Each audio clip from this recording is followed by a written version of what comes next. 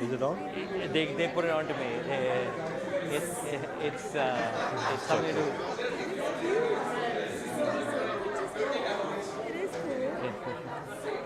It's some tech device. Good evening, everyone.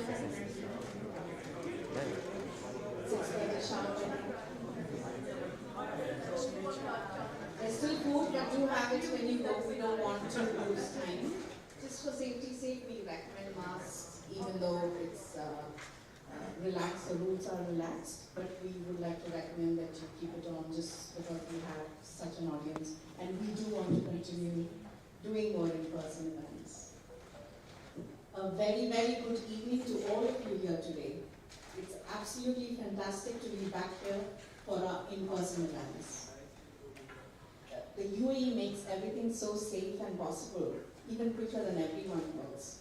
The government, I have to say, has handled the last 2 years so well. It feels wonderful to reconnect to the in-person energy, which we hope to see happening on a regular basis. So great to see our regular startups and attendees. I do see some familiar faces. It's lovely to be back. On behalf of TiE Dubai and the TiE University program powered by Rakdine, to everyone gathered here, a very, very warm welcome. I would talk a little bit about TiE. For those of you who don't know, I will be conscious of time as well. I do want to share a little bit because I think especially the university students don't know too much about it. In a nutshell, TiE is an organization that fosters entrepreneurship globally. What started as a conversation, a small gathering in Silicon Valley in 1992, has now more than 60 chapters in more than 15 countries. So how TiE functions is on 5 main pillars, namely mentoring, networking, education, funding, and incubation. While TiE has a global reach, we make sure each chapter gets to focus on the local ecosystem. There are some great programs which we run for all the entrepreneurs here in the UAE and now MENA wide, thanks to the pandemic. The mentorship program, the women program, the TiE University program for the students here. The most amazing part of this organization is that it is run on the generosity and passion of many, many successful entrepreneurs who are leaders in their own right.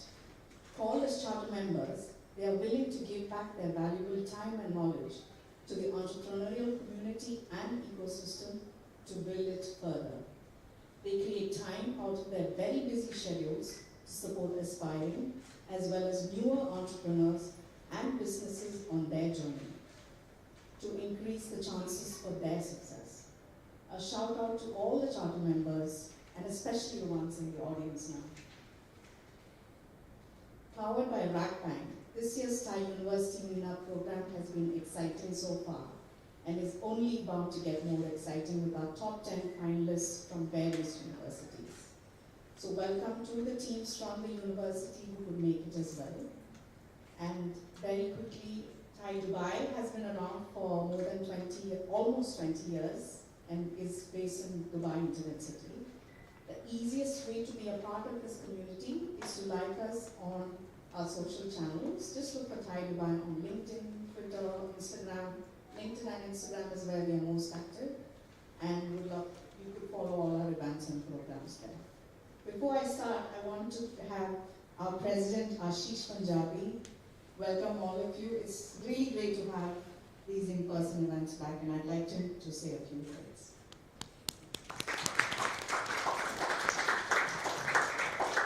Thank you, Cicely, and it's great to be at an event where you sing "Sorry You're on Mute." We've missed these in-person events. For those that are new, we used to do about 2 events in this room every month pre-COVID, and these events are for the community. As Cicely mentioned, our role as charter members in TiE is to give back and to work with those who want to be entrepreneurs, those that are entrepreneurs, those who are struggling as entrepreneurs. And we do that in various ways in terms of mentorship, in terms of workshops, in terms of learning. And why we love these events is we love the collisions that happen with it. I think this is what we missed in the last couple of years over Zoom. We were getting feedback, people saying, content is great, I just wish we could meet people. And the idea of these events is to enable those collisions to happen and to get those conversations happening. The charter members enjoy this as much as those of you who are in the audience as well, as those who want to get knowledge.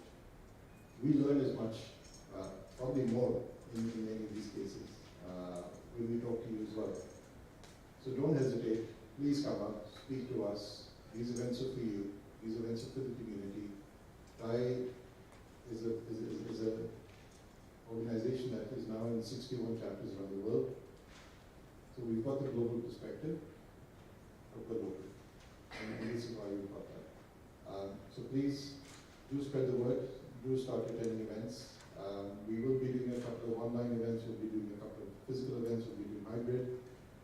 We're going to work through it and find out what works best for us. But we're happy to see everyone back in this room here. Thank you. Moving on to the session for today, I'm more than pleased to introduce our TiE Dubai charter member Pulak Chamaria, who will help steer today's session with our main masterclass speaker.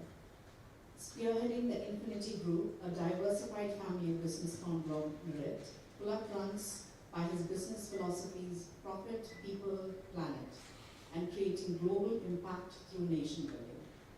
The group's verticals run across real estate, aluminum, cybersecurity, education, startups, agriculture, minor, trading, pharmaceuticals, alternative fuels, technology, angel investment, and venture capital. Pulak is consistently found creating infinite possibilities with social causes through his RC Infinity Foundation, working with multiple NGOs. Pulak is an active member in the business community and is affiliated to EO, YPO, NASCOM, Indian Green Building Council, Indo-American Chamber, and many others. Without further ado, handing over to our TiE-U charter member, Pulak Chamaria, do take the lead on the session and introduce us to you. Thank you. Thank you. All right, I'll keep it for later. How do I? Is it off? Oh, I see. So I have to use both? Yes, you have to. Okay. Thank you, Cicely. Very generous words. Thank you for having me here. I have the pleasure and honor of introducing Naveen Valrani, Vice Chairman and Managing Director of the Al-Shirawi Group, the Dubai-based headquarter conglomerate. Naveen pursues lifelong learning as a personal goal and as his core business strategy. After graduating from the Wharton School, not only did he complete his MBA at the London Business School, but also got his master's degree in education entrepreneurship at Penn. He's currently pursuing a doctorate at researching the efficacy of technology in the field of learning. Naveen has been with the Al-Shirawi Group for over 3 decades, started and led various companies to market leadership in their respective industries. With the stability of the Al-Shirawi Group and an IT infrastructure that is not only world-class, Naveen believes that Al-Shirawi Group's companies can not only take on international players, but come on top. Naveen's passions lie in areas of female empowerment and teaching. He has endowed several scholarships for female students seeking higher education and oversees the renowned junior MBA program, which he curated and teaches at the same his school, Arcadia School. His dedication to service and teaching led to him receiving the William B. Castetta Award and serving on the board of overseers at the University of Pennsylvania's Graduate School in Education. Without saying much more about Naveen and taking your time, I want to give the stage to him to teach us a little bit about how to be mean and lean. Oh, wow.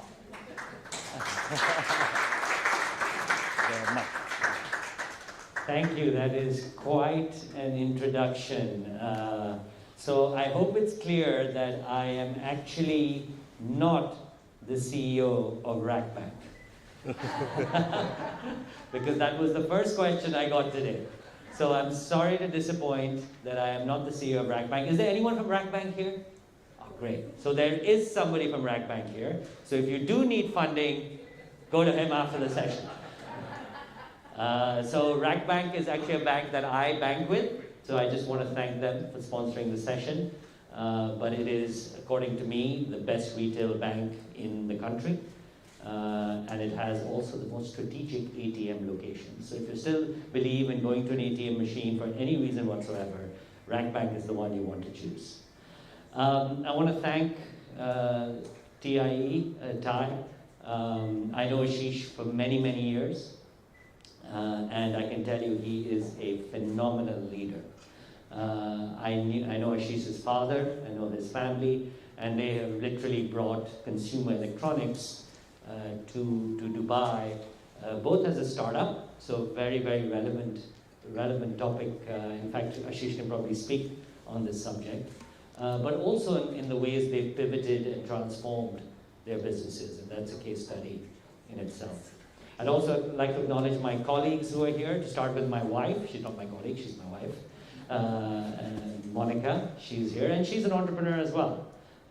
So she's experienced a startup that she actually acquired in 2007. And she's here to support me. I'd like to acknowledge Pamela, who also is actually leading, or did lead, a startup. It's no longer a startup because it's moved to the next level of its growth cycle. But Pamela is part of our group. She runs our parking business. She leads our strategic alliances for our education business, and she has a fair bit of experience on startup. And our COO for our group, Pramodi Dichiria, he is here in support, and again, He runs a mix of startups as well as more developed businesses. And again, so many familiar faces in the audience. Our former CIO, those days those titles didn't exist, but he was definitely a CIO, Kirit Shah, and he's just started a startup. So again, thank you very, very much for coming here in support. So I have to be really, really honest. Who found the title absolutely catchy and said, I've got to come for this? Anyone here for the title? Okay, so Dead Honest Confession. Cicely came up with the title. Okay, but hopefully I will answer the question that the title poses, and I will do it through explaining you a methodology that actually doesn't answer the question but gives you a route which has come to be really popular among startups. It is not the only route, it's not the only methodology, but one that will hopefully give you some ideas during the course of this presentation. So, let's start with the question. Who thinks funding is just completely overrated? Anyone think funding is completely overrated? Okay, back there on the left, why do you think funding is overrated? Because it's not a scientific, I don't think it's scientific the way you go about the whole funding thing. Okay, but from a startup perspective, right, as an entrepreneur, is it overrated? Is funding... Yes, the gentleman next. Yes. I think it sort of distorts the perspective of the entrepreneur if the money comes too soon. Okay. It distorts It its... shifts from what the core of the business is. Okay, really good point, right? When money comes too soon or too easy, right? When money comes too soon or too easy, it potentially distorts the perspective of the entrepreneur. Anyone else think it's overrated? Yes? So, I think some people don't really need funding, they can bootstrap it themselves. And I feel like every time you go into something, a workshop such as these, the end goal seems to be like, hey, what can you do to get more funding? What can you do to do your PC or the CA? What's the goal? That ends up being the goal rather than how far you can take the product. Great point. I mean, it seems you've done a few workshops, the end goal is always funding, and it's not necessarily a desirable goal. Now, the world of funding, and we're going to talk a little bit about this in my last few slides, but the world of funding, does anyone know how the world of funding works? Anyone? I know someone here just said they're part of the VC world. Look. How does funding work? How does the world of venture capital and funding work? Yeah, I think it's a combination of factors. I think it's a combination of factors in terms of execution, team, the quality of the team, Okay. the ideas. Okay. But I think really there's a lot of good money chasing very few good teams and ideas. So I feel that if there are good teams and good ideas, money chases you wherever it can come from. Okay. So when you get funding from a VC, anyone looking for funding from a VC? Or for anyone? Okay, great. We have one. No one else? Anyone wouldn't mind? Right? Okay. Everyone. Okay. It's amazing how you just reframe a question and you get different responses. What's the challenge with getting, once you get funding from a VC? And with all my respect to Polak, he's an amazing guy, right? But what's the challenge when VCs give you funding? What is their expectation? Returns. Returns and controls. Does that increase the pressure on the entrepreneur or decrease the pressure on the entrepreneur? Increase. There's a reason the show is called Shark Tank. The shark stands for VCs, right? It increases your stress levels. It increases the pressure because guess what? To get that funding, you made commitments. And let me tell you one thing, you better stick to those commitments, right? Otherwise you will get diluted and soon you'll have such small shares that you won't even call yourself a founder, right? So be really, really careful when you go out and seek funding. Because by definition, you have to make commitments. Is that correct? Absolutely. Correct. You have to make commitments. We have a VC fund investor saying here, you have to make commitments. So unless you really, really need it, don't go there as a starting point. Now, coming to the other part of the question, right? Is bootstrapping underrated? Now, what's bootstrapping? You're really struggling, right? You're really, every penny matters. Is there something good that comes out of this? Running a business in that manner? Yes. You become more resilient. You become more resilient, right? Correct. I mean, you learn how to go through difficult times and bounce back. Anything else? You will always be the owner, complete owner of this. Yes. Until you get to a certain stage where you want to scale and then you attract funding, but at least in the initial part, you will be the decision maker. Good point. Anything else? Anyone else? Yes? Cheaper to fail.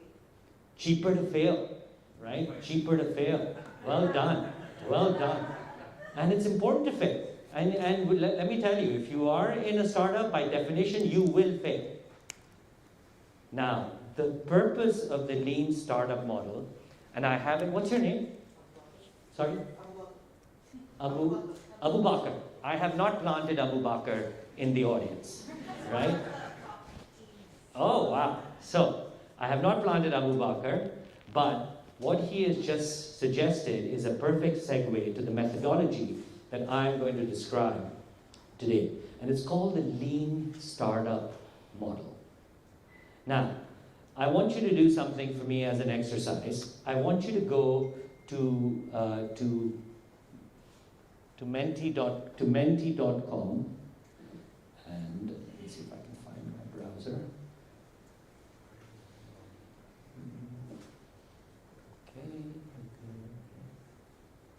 Yeah, this is when Apple extends the screen. I have no idea where my mouse is. Ah, there it is. Okay. Right. Yeah.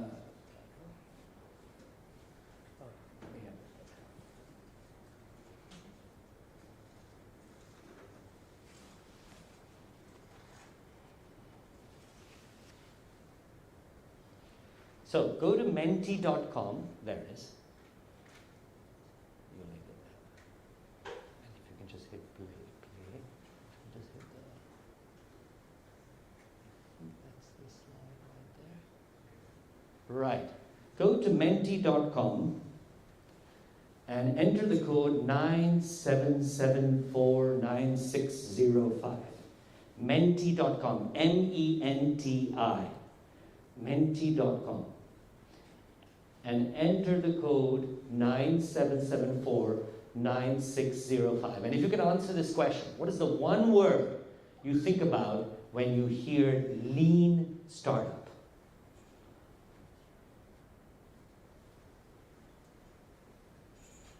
Someone put solution.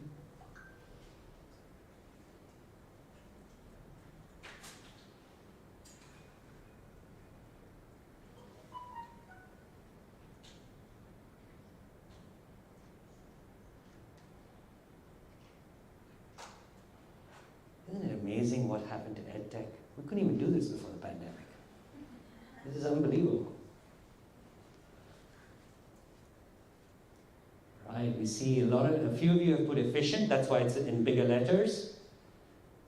Agile. See bootstrapping, different versions of bootstrapping, bootstrapped. Resourcefulness for the long run. But efficient and agile is what's coming up. Right?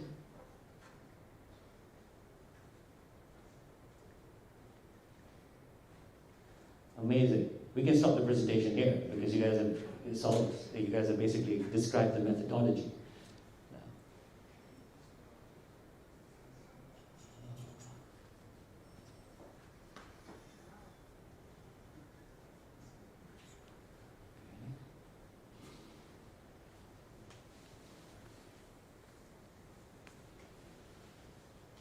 Okay, great. Okay, now, okay, I need your help. No browser.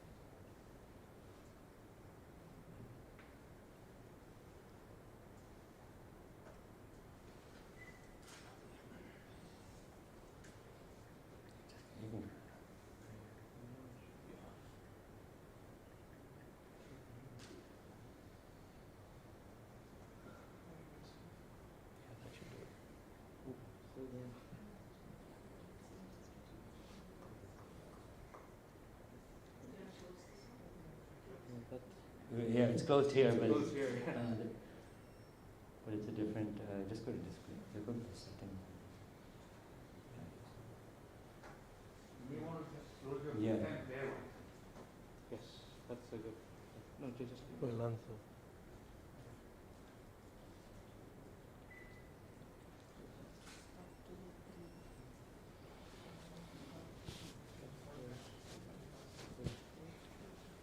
Ah, good, great idea. Okay.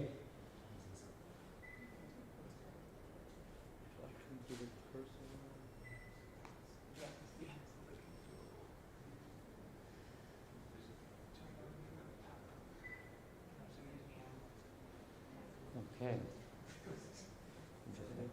It is.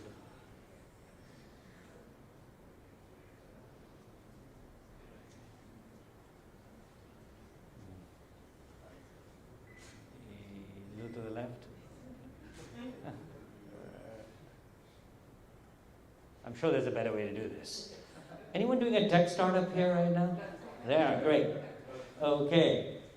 Right, we've done this. So, the lean startup methodology was attributed to this man, Eric Ries. Anyone read the book? Right, and he came up with this in 2008, right around the time of the global financial crisis. In fact, very appropriate time, right before actually. And it was about this, he is an engineer. And anyone heard of lean manufacturing? Right? And he was really bothered by the fact that so many startups failed. And failed after actually attracting a fair bit of funding and just squandering it. And he wanted to figure out if there's a better way to ensure that they don't spend tons of money and then fail, right? So fast fail. Somebody mentioned that, right? Fast fail. And that's what he was all about. Do you think the venture capital industry likes this man? Who thinks the VC industry likes this man? They actually hate him. Right? They do not like this man. And they do not like the words, the lean startup.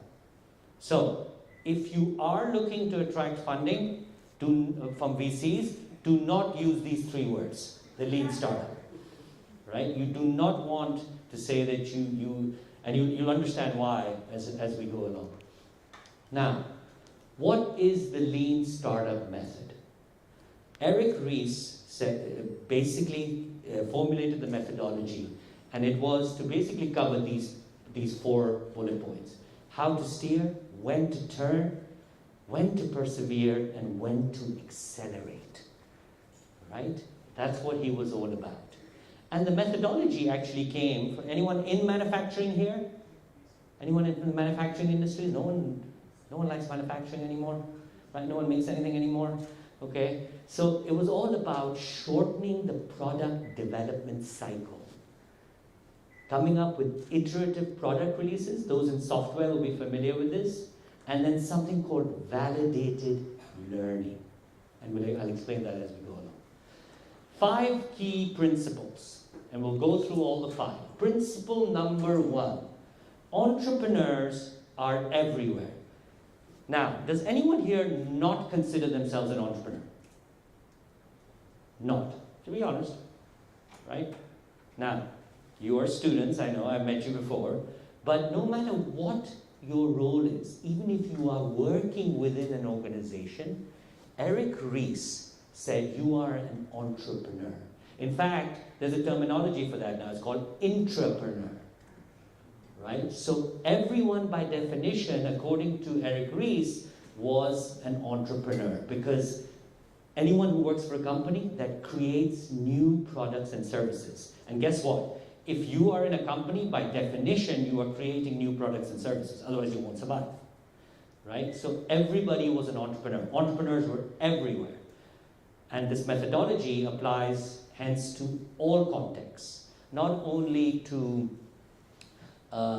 small companies and startups, but even very large companies. Anyone work for a very large company here?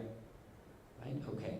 Now, I don't want to know your company name, but if your company wants to get into a new line or a completely new product compared to its core offering. How do they do it? The people who put their hands up working for the larger companies, I know there are a few of you, how do they do it? What's a good way to do it? Okay, not how they do it, what's a good way? Yes? Set up a team. Set up a team, okay, good. And then Dedicated, I guess, exploring this. dedicated and exploring. Where does the team sit? Within the business. Within the enterprise business. structure. Yes. And that is the fundamental problem of large companies that try to innovate. They use their culture, which is the culture of a large company, and they try and stick a startup in there. Right? And guess what? How many of you are involved in a startup right now? Right? How many of you who had your hand up wear a suit and tie to work every day? None of you. Guess what? If the ones who work for large companies, maybe the ties disappeared during COVID, but the suit is still there. Do you see just even the way people dress is different? And when you look at these two cultures, it doesn't work. Right? Eric Ries didn't say that. This is through other research that I've done. But the fact is that successful large companies that innovate do it through separate cells. You know, there's the famous Kodak story, right? Digital photography or digital cameras was invented at Kodak. And the engineer who invented it came to Kodak, the leadership, it got messages to get to the leadership, and the leadership said, "What? You know what? This doesn't make sense, right? We've got a film business that's giving us hundreds of millions of dollars, billions. Why would we go for digital cameras? Makes no sense. Why would we eat into our own business?" Guess what? Kodak went bankrupt. Right? Despite inventing the very technology that actually got them out of place. Right? So entrepreneurship is everywhere, and particularly also in large organizations, as long as they handle it correctly. Right, principle number 2, entrepreneurship is management. I see a lot of students here, and very often in your universities, and this is without exception in business schools. You will have an entrepreneurship course, and you will have a management course. In fact, sometimes they're even different departments, right? That is not a good idea according to Eric Ries, because he said for him it was all about managing risk and uncertainty. That's what the role of an entrepreneur is, right? Managing risk and uncertainty. So he said entrepreneurship is management. Now, validated learning. And this is where he got really interesting, and this is where the methodology really went to a different level. Every of your product service vision should be tested. So those of you involved in software, in manufacturing, will be able to relate to this. For the most standard run-of-the-mill entrepreneur, you'd probably say testing, okay, testing. It's your hunch, it's your intuition, it's your gut. Eric Ries is not about that. It is not about your gut. It's about real testing, right? Just like for anyone in software here, right? Just like you test software, right? Before you launch, Eric Ries said you need to test every element of the product. And I'll give you some examples of that. Principle number 4, and this is his methodology: you build, you measure, you learn, and then you build again. Right? So it was an iterative process that was involved, that was around build, measure, and learn. And last but not least, accounting. Accountants in the room. Accountants in the room? 1, 2, right? What do accountants historically measure? Profit, cash flow, burn rate if they're more managerial, expenses, investment. That is not innovation. If you are involved in a startup or thinking of being involved in a startup, what are your key metrics that will define success? What are your key metrics that will... Even venture capitalists, if you're looking to attract money, will not look at your traditional accounting methodology. They will look at your key metrics. Key metrics, right? I run a school. What are the key metrics? Leaving aside the traditional accounting, what are the key metrics for a school? New students, is that the only key metric? Grades, okay. But from an investment perspective,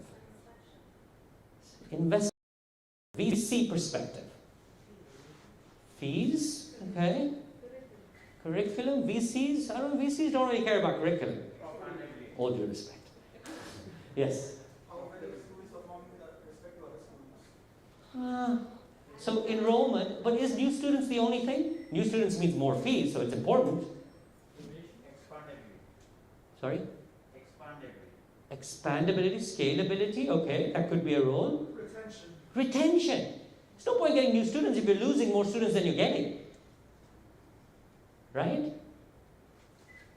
And think about your own context in your startup, right? What's the repeat customer rate, right? Today, startups show phenomenal growth. Phenomenal growth. But if you're losing customers that you're actually getting and you're losing them quickly, guess what? You are not successful.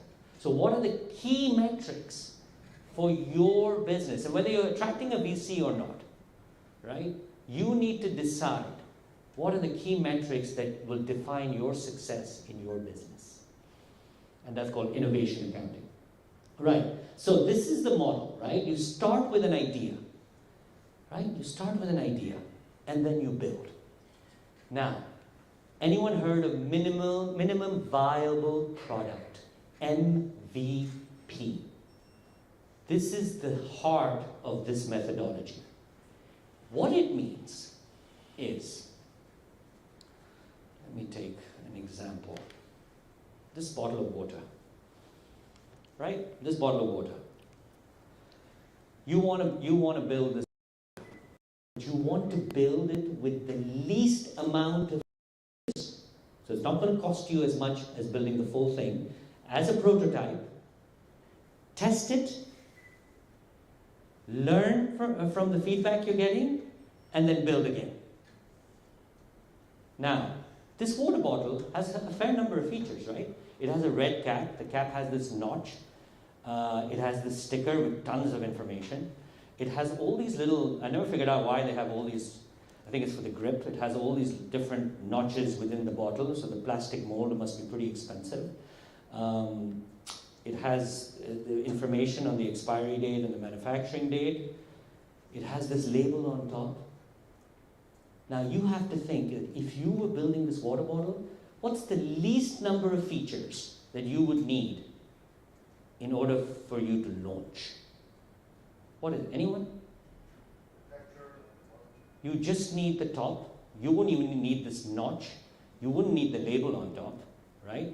Now, this label on top, My Dubai, cost this company money. Do customers want this? I'm not sure. Does it make any difference? I'm not sure. Right? So what you do is you build a product or a service with the least number of features, and then you test it.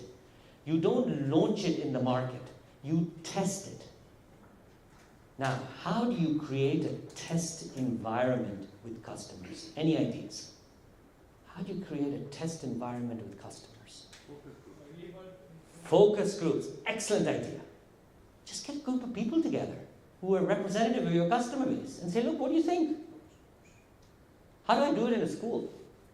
You know, a school building costs anywhere between 50 to 100 million dirhams. Just a single school building. How do school investors test their offering? How should they test? They don't do it, but how should they test? Any ideas? How should they test? How should a school, or anything that involves a large capex investment, how should you test? Even for that matter, anyone in real estate development? Even if you're doing real estate development, how should you test your concept? Maybe a digital model. A digital model, right? There was no digital model when Eric Ries wrote the book, but that is great. That is very possible. So you can give them the entire experience digitally, right? Through experience potentially, or an AR experience, but yeah, very, very good, amazing idea. Much cheaper than investing 100 million dirhams in the building. How else? Sorry? Consultants, be careful of consultants. Be really, really careful of consultants. Startups and consultants don't go well together, right? Because you end up paying a lot of money, and you're typically bootstrapping, right? Well done. Keep your life simple. Hire a few rooms, get a few teachers that you probably have recruited or are about to recruit, and guess what? Offer a few lessons. And then you combine that with the digital experience, which you can do now, and you can do walkthroughs digitally, and they don't cost much. You get your architect to do the drawings. How much does a digital walkthrough cost for a building of 50,000 square feet? Anyone have any idea? That's over $100,000. It costs $15,000. I just found that one. Right? You can get freelancers globally. You can get freelancers globally who will do this for you for $4,000 to $5,000. Give them the drawings, 2-3 meetings, and you will have a walkthrough. And that's how startup entrepreneurs think.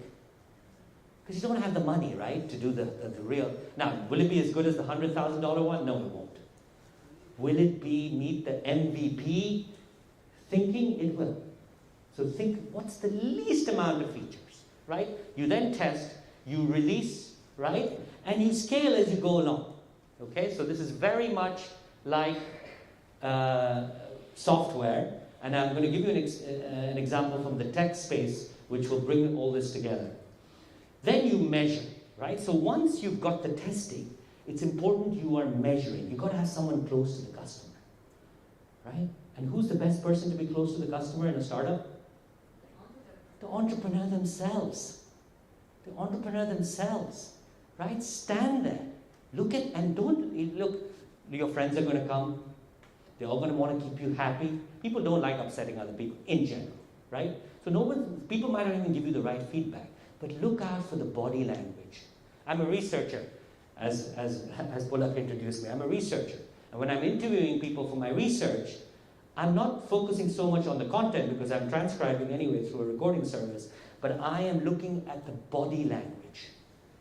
I'm looking at, when I see the glitter in their eyes, what are they really interested in? And you've got to be there and you've got to start recording this stuff, right? So be close to the customer, monitor real time. A/B testing. Anyone know what A/B testing is? Yes. Yes. We use a lot of A/B testing in our designs. So, for example, on social media, we do one design, see the response, provide another design, see the response, and then we pick up the one with the most amount of response. Excellent, right? A/B testing. You launch. It's typically done in design. You launch 2 products or 2 designs to the exact same target audience at the exact same time. So you keep all the conditions the same, and you see which one does better. However, in the case of MVP, right, you add a feature, you relaunch, you retest, and you keep the old one and you bring that out as well, and you see the difference. For every element you test. And this phase can go on for a bit, but it saves you a lot of money, a fair bit of money, right? So, A/B testing, and then really analyze your funnel of features. Which are the features that you want to keep bringing out? And guess what? Even after launch, so when you feel, okay, now I'm ready to launch, I have enough features where I can go to launch, your MVP, your lean startup methodology is still working in the background. And you are continuously learning. Anyone heard of 5 Whys? Invented by the founder of Toyota. Right? 5 Whys. Great way of learning. Right? For example, right? Apple has this wonderful feature where it extends the screen when you don't want it to. Right? Very common problem. Why? Why does Apple have that feature? Why does Apple have that feature? Anyone? Anyone want to take a guess? Why does Apple have a feature that extends the screen? Yes? There's sometimes when you don't want to share your confidential information to the audience. Okay, Just you want to see. fair enough. Next question, remember 5 whys. Why don't you want to share your confidential information? I want to show you the personal data where you Why do you have personal data on your office computer? That's common. Why is it common? The 5th why, according to the founder of Toyota, the 5th why will give you the root answer to the problem. So 5 whys is something the lean startup methodology recommends. Eric Ries recommends it in his book, and it allows you to learn what the real problems are. Product accountability, make sure that whoever's involved in product design is accountable for every feature.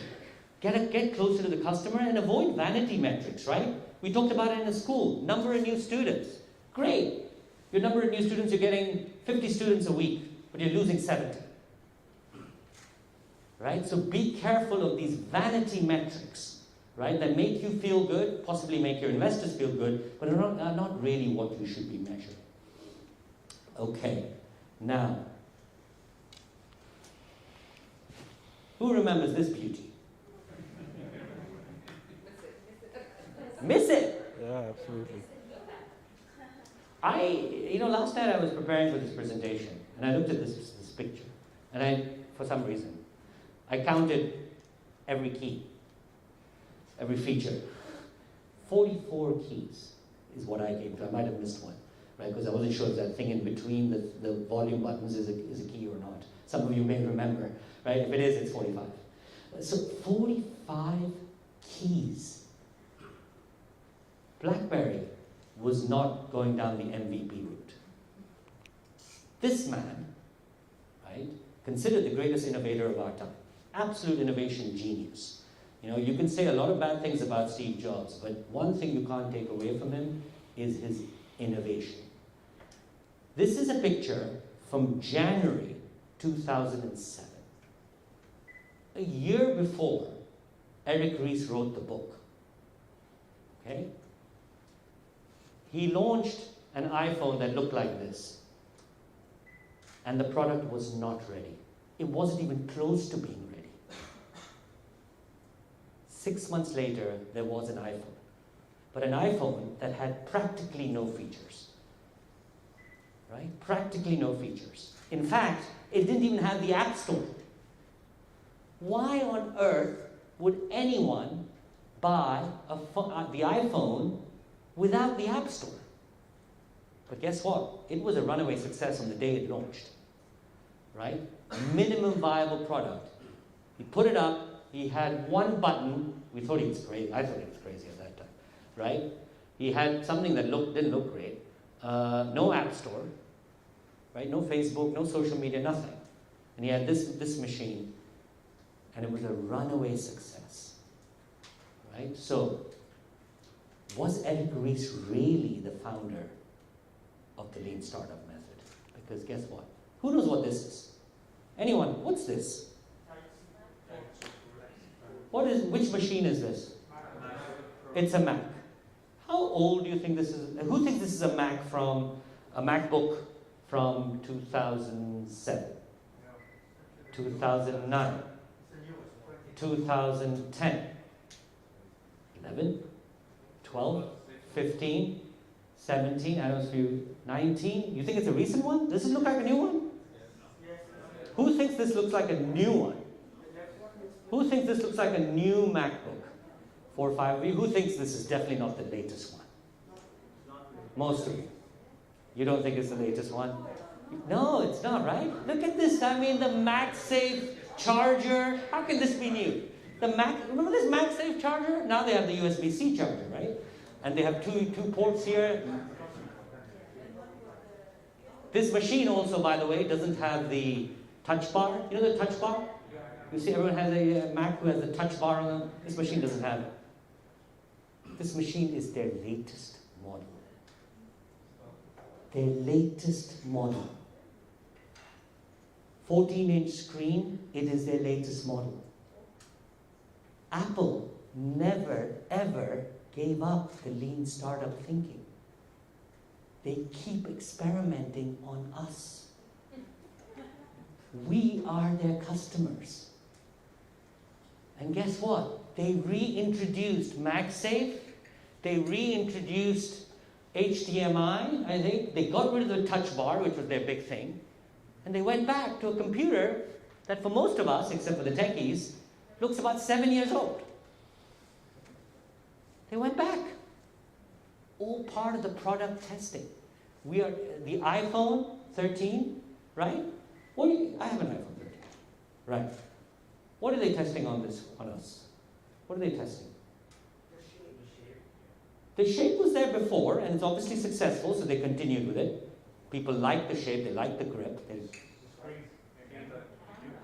The third lens. And it's very possible in the next release, the third lens may disappear, because guess what? It's a bit annoying. Has anyone used it? Right? Your finger ends up blocking some of the pictures. Right? I don't know if anyone's used this. Your finger ends up blocking some of the pictures. So you may see this third lens disappear, because we are in a live testing environment when it comes to Apple. And we're paying for it. What a beautiful model. What a beautiful model. Right. Unicorn. I thought I wanted to, this is my last slide. Am I overshooting on time? Okay. So, my last slide. Anyone love the term unicorn? I want to be the next unicorn. You wake up in the morning, you open the paper, and you say, we want 10 more unicorns. A unicorn is basically a startup funded by a VC that reaches a valuation of 1 billion. Who makes money when it reaches a valuation of 1 billion? Have the VCs made any money at that point?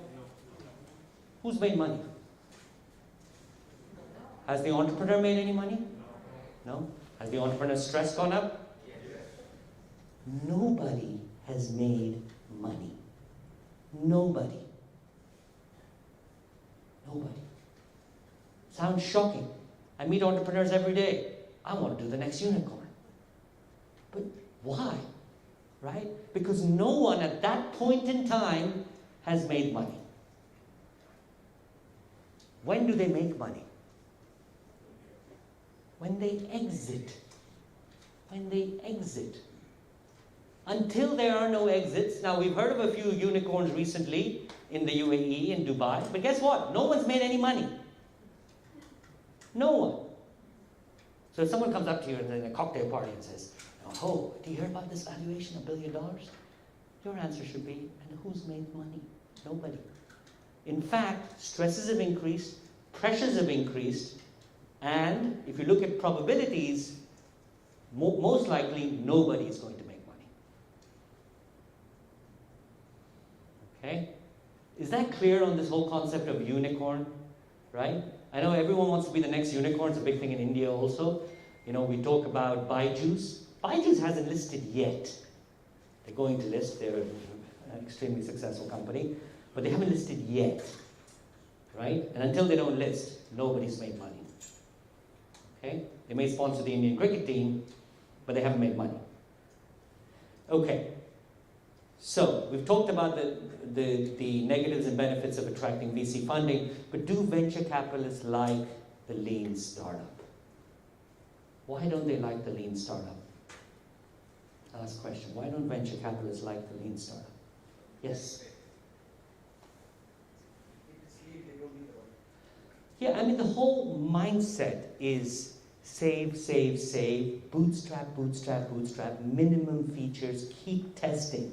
Right? Now, the smarter VCs may actually get attracted to that. But they're worried about the mindset. Right? And again, lean startup doesn't mean you can't scale. So if you are presenting a plan to a VC setup, a VC, talk about the lean startup, talk about how you're iterating, but it doesn't stop there. You have to have a scalable vision. Right? You have to have a scalable vision. Okay? Any questions? I've gone through this pretty quickly. I hope this has been useful. And yeah, open to any. Yes?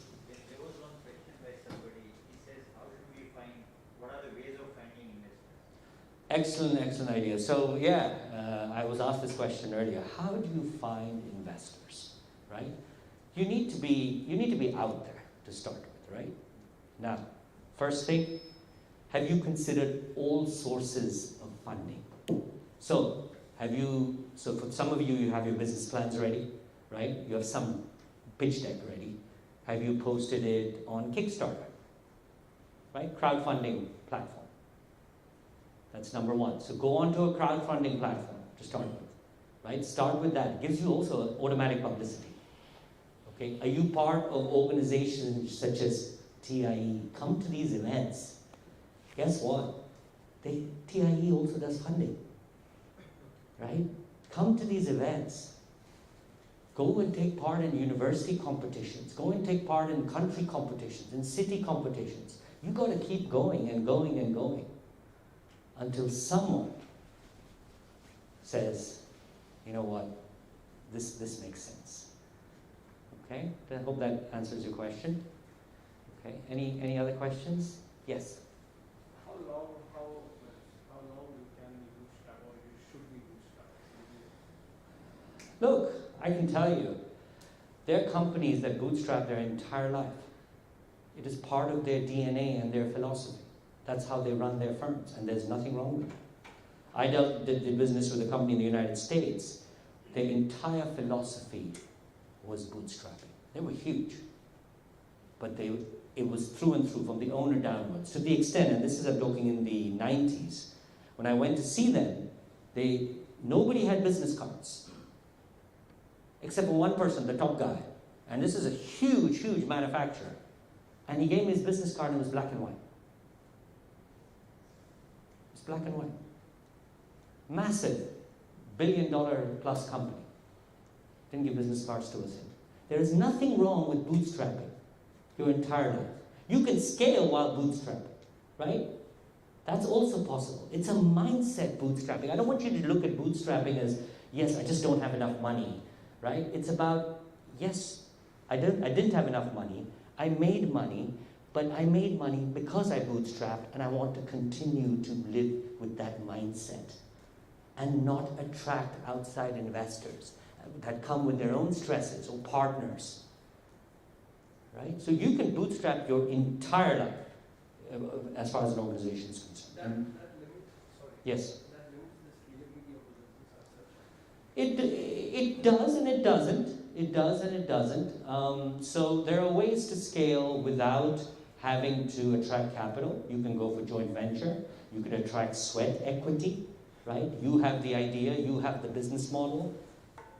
People have money, right? And they say, let's do a joint venture, right? In a different country. So in your home base, you are your owner 100%. You move to another location, another geographical location, you go for a joint venture. Many of the UAE companies have done that for Saudi Arabia. Kept UAE as 100% their entity, expand outside, we do JVs. And guess what? We know the business model, so we're not putting much equity. A good example is Zoho. Yeah, Zoho. Zoho is a great company. Great company. Great company. And they've really taken on the big boys and they're winning. Good example. Yes? Are there any disadvantages of bootstrapping? Yeah, I mean, look, it's tough. It's tough. Look, when you have to worry about meeting payroll every month, it's not easy. You won't sleep very well at night, I can tell you. Right? It's really difficult to bootstrap, right? The bank, it's always useful to have some wealthy relatives, right, who kind of get you started, right? And if you're not on good terms with them, please be on good terms with them, because they're most likely to be the ones that are going to give you that initial capital to really get you going. So yeah, if you want to bootstrap a business, then I think an entrepreneur also needs to learn how to bootstrap his personal finances, right? True.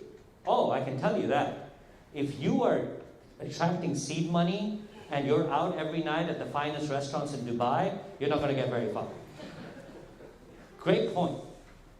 Great point. I know it sounds funny, right? But if your investor who's just giving you 100,000 US sees you at Zuma tomorrow night, it's not going to work very well. I can tell you that for sure. Okay? Yes? One more question. What's the best time to exit your startup? there's never a good time. I can tell you just from my personal experience, those who have exited their businesses have always, and this is 100%, ended up regretting it. 100%. I have yet to meet someone who has exited their business and has turned around and said, this was a great decision. I've never met anyone. I've met a lot of people who've exited their business and they're miserable. How do one survive while doing a full-time startup? How do they fund their living? I told you, a wealthy relative gets you started, right? Bootstrapping, really managing on, even people go to the extent your personal life, right? Cooking yourself, cheap take-in food. It's tough. It's tough. Yes? At what stage, so hypothetically, you've got an MVP, you've got a potential product market fit, at what stage do you possibly go to a VC? So you bootstrap, but you are now looking for that next edition. Yeah, so you At what first... stage do you go to a VC? So assume that, so the first stage is not VC. With VCs, you need to be a certain size. So you go angel maybe, right? And you get really small. When you get to when you're attracting an investment of about $500,000 or so, round about that number, you go to a VC, right? $500,000 and above. And when you go to a VC, at what stage? It's when you believe that you have a model that works. That's fundamental. You need to prove success, right? Just to follow up. Yes. Obviously, every business has its own metrics, right? But what are the typical metrics, I guess, that a VC would look at? Top line growth. Profits don't matter. Are you growing the top line at an increasing rate? Right? At an increasing rate. Anyone follow the stock market here? Facebook's fourth quarter results, or Meta, were amazing. Amazing. Look at the financials and you won't find anything there that is to be concerned about. But one metric, just a single metric, the number of active daily users on their platforms went down by a teeny weeny bit. And boom, the bloodbath began. Because it was the key metric. No one cared about revenue growth or about profit growth. What they cared about is you're a social media platform and your number of active users is declining. When Snapchat and TikTok is increasing. Right? So what's the key metric? It's not necessarily revenue growth. It's also, like if you're tech, number of active users on your platform, engagement. VCs love engagement. Okay, so look at how you're going to measure customer engagement as well. Okay, if that answers your question? Yes? How long do you believe that a person should, when he starts a business, how long should they continue on for before saying, okay, this is not working, maybe I should just stop? Oh, great point. Great point. There's no it's a great question. There's no right or wrong answer for that. That really is one thing that comes from the gut and your ability to continue to raise funding. Jeff Bezos promised us a story for a good part of 2 decades. He lost money. Amazon didn't make money. But he promised the story. If you are able to sell the story, you can potentially go on forever. I actually was convinced that Jeff Bezos would lose money forever. He was so good at it. Right? And he got lucky. Right? He didn't make money from his core offering. He made money from AWS. And then came the pandemic, so he got double lucky. Right? Okay, so I think I've way overshot on time, but I know there's a lot of questions, but thank you very, very much. Thank you, Naveen. Thank you. It's been an absolute pleasure.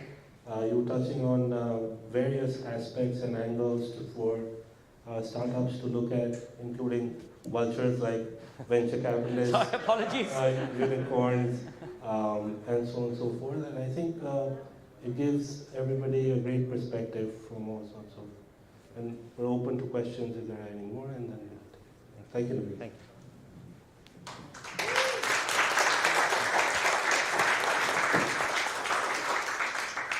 Thank you. Naveen, maybe you can have a few questions if are you okay to stay? Oh, yeah, stay back. Yeah, sure, Yeah. sure. There's some food as well which came late, so do stay. And also if you have anything specifically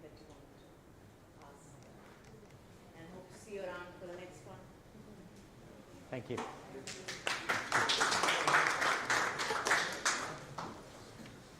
Thank you so much. Thank you Excellent. for that, and I will do the connection. Great. I'll give him a call back. Sorry, I had to pick on you. No, no. I needed one VC. You need somebody. You need somebody to make your story. Hi, how are you? Yes, we met before. Yes. I'm not sure where, but we met.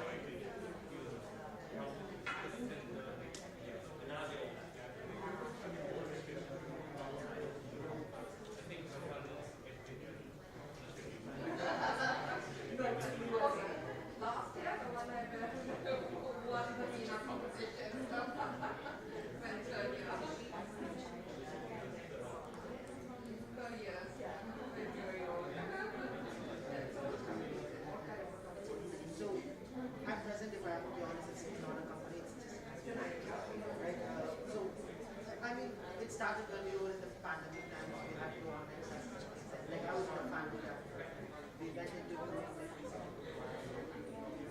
and figured out there's not like, there's no tool for an educator to measure us to get up our grades, right? Like, that becomes the end all scoring system, scoring method for them. So, if we wanted to create something that would provide like a lifetime analytics or get a student understands the graph just generates on the side. So we came up with a solution that would analyze face, and that can be taken via Zoom or in-person classes. You hold up the camera or your CCTV feed, and it just analyzes and tells the educator like how each student is going or how the class is going. And the end goal of this is, even though it's technology at this point, the end goal is like these frameworks for lean startups, something, have a framework for education in which this becomes a tool to measure what their end goal is. So we came up with a system that analyzes facial expressions and converts it into clues that affect the domain. We were so interested, we also grew up with it, and the model was with our but this, what we did is like I tried it. I know we didn't have an employee, so I just went there and tried to pitch it to some just to get an idea of what I'm doing. And in that time, I realized that like, we don't have a good pilot. We don't have a market. So even a pilot,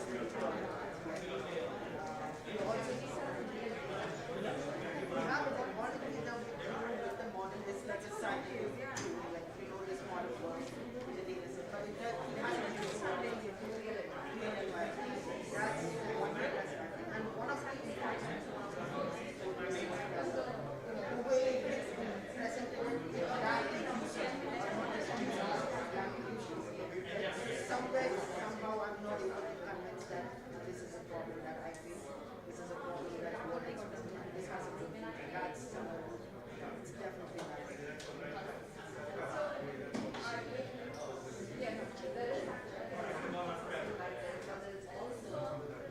Certain technologies, and I know that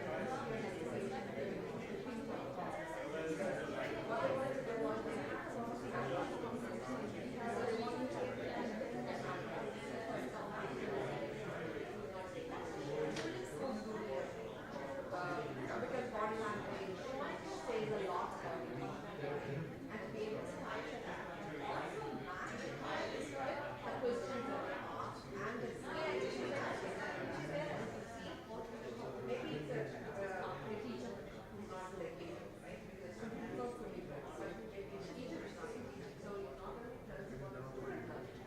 It also gives information about the teacher's teaching. But also a number of other factors also come in. For example, if there is so much more carbon dioxide in the industry, they can actually then don't have concentration. So they have to track certain things that are in the process, like climate change. There's a lot more of those kind of aspects, open environment. Sound is a big light is a big heat is a big so there's a lot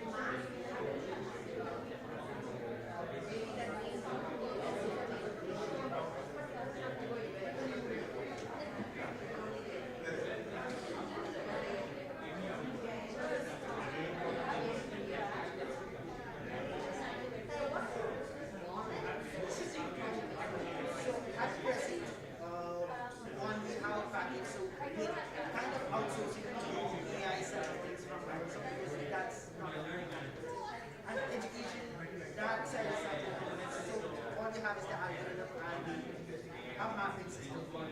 So it would, we'd be charging roughly 15 cents per API call.